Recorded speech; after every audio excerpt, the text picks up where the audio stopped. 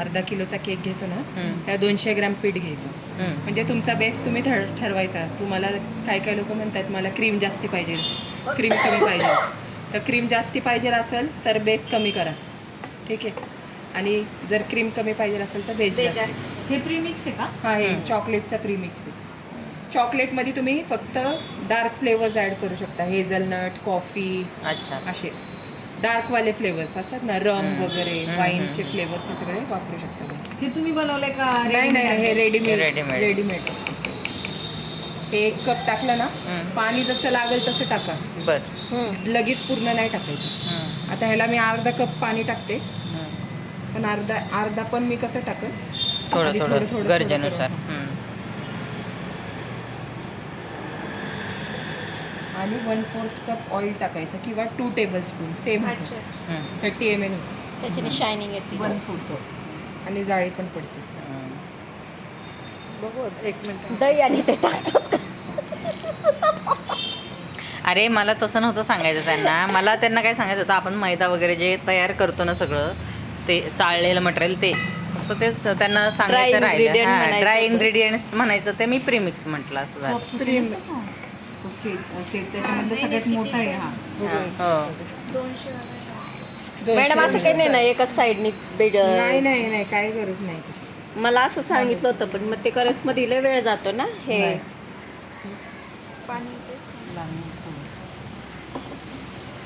तेवढं लागलं अर्धा. त्याचं व्यवस्थित टपकेसपर्यंत.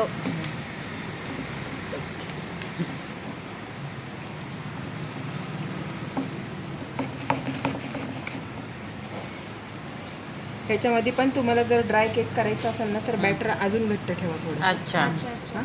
तेल जास्ती टाका आणि काय पण ड्राय फ्रुट्स वगैरे टाकून तो तुम्ही नॉर्मल आपला टी टाइम सारखा केक करायचा.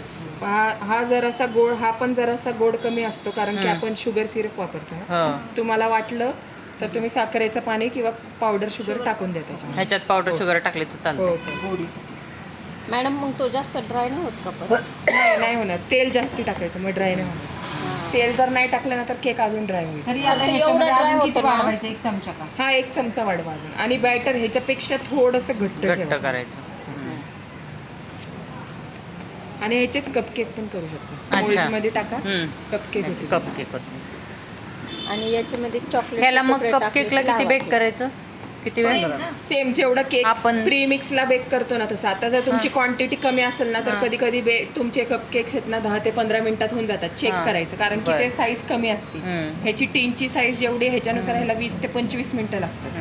आणि कपकेकचे जर तुम्ही पहिले म्हटलं की मला 5च कपकेक बनवायचे आणि तुमचा ओव्हन प्री हीट झाला असेल तर तो काय करायचा, तुम्ही 15 मिनिटात पण तुमचे कपकेक होतात. कारण की क्वांटिटी कमी असती आणि हवा जास्ती असती, गरम हवा जास्ती असती तर पटकन बेक होतात. आता माझ्या मायक्रोवेव्ह मध्ये 5 कपकेक ठेवले ना तर 10 मिनिटात बेक होतात.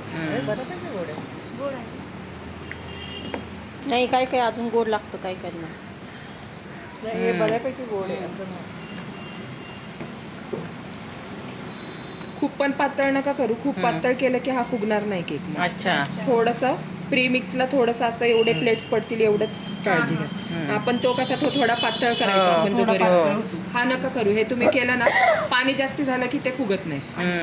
बरोबर.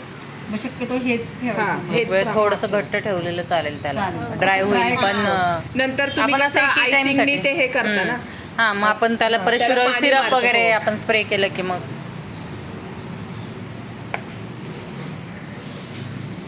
आता तुम्हाला जर ते म्हटले आम्हाला क्रीम कमी पाहिजे तर तुम्ही 200 ग्रॅमच्या वरती अजून एक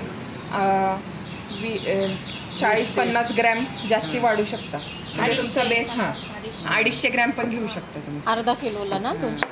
आणि आता हे 200 ग्रॅम घेतलंय ना, आता सगळं पडून हे 240 ग्रॅम वगैरे झालं असेल तर तो फुगून परत 200 ग्रॅमच होणार. कारण की पाणी निघून जातं त्याच्यातलं तर त्याची वेट कमी होते. हा सेम प्री हीट करायचा. 20-25 मिनिटं ठेवा. 20-25 मिनिटांनी काढा.